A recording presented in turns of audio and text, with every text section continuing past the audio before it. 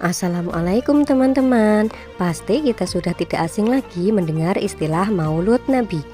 Nah, sekarang sudah memasuki bulan Maulud nih, yaitu bulan kelahiran Nabi Muhammad Shallallahu Alaihi Wasallam.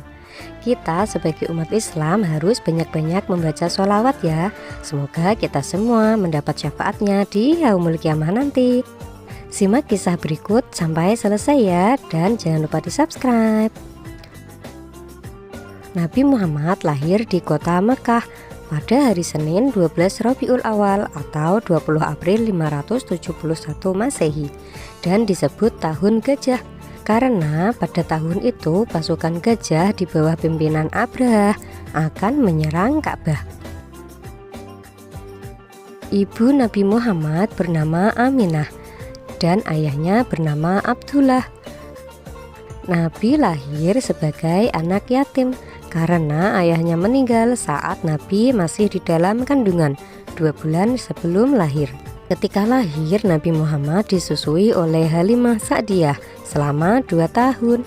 Aminah, ibunda Rasulullah, meninggal saat Nabi berusia 6 tahun. Nabi diasuh oleh kakeknya yaitu Abdul Muthalib.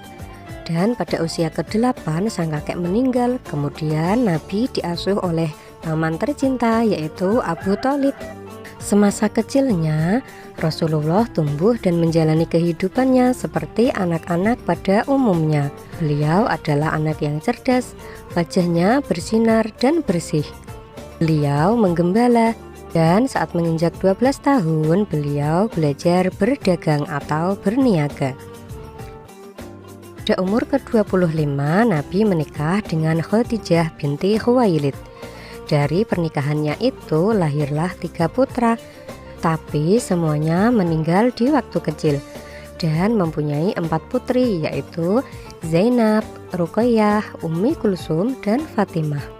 Pada usia ke-40 Allah memuliakan Nabi Muhammad dengan ditetapkannya sebagai Nabi dan Rasul terakhir dengan turunnya malaikat Jibril kepadanya, di mana sebelumnya beliau menyendiri dan beribadah dengan memilih Gua Hira yang berada di atas Jabal Nur. Dan wahyu pertama yaitu surat Al-Alaq ayat 1-5, yaitu tentang perintah membaca. Iqra, artinya bacalah. Nabi Muhammad memulai dakwahnya secara terang-terangan pada keluarga paling dekat yaitu kalangan Bani Hashim.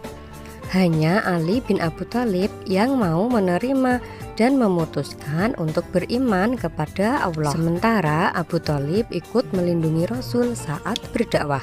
Dakwah secara terang-terangan ini selalu mendapatkan pertentangan oleh kaum Quraisy. Bahkan Nabi dianggap sebagai orang gila dan dilempari kotoran ke tubuh Nabi. Abu Jahal dan Abu Lahab sebagai pamannya juga ikut menentang dakwah Rasulullah. Mereka khawatir jika ajaran Muhammad hanya bisa merusak agama nenek moyang, yaitu menyembah berhala. Allah memberi mukjizat kepada Nabi, yaitu bisa membelah bulan untuk membuktikan kenabiannya. Kaum Quraisy pun sangat terkejut.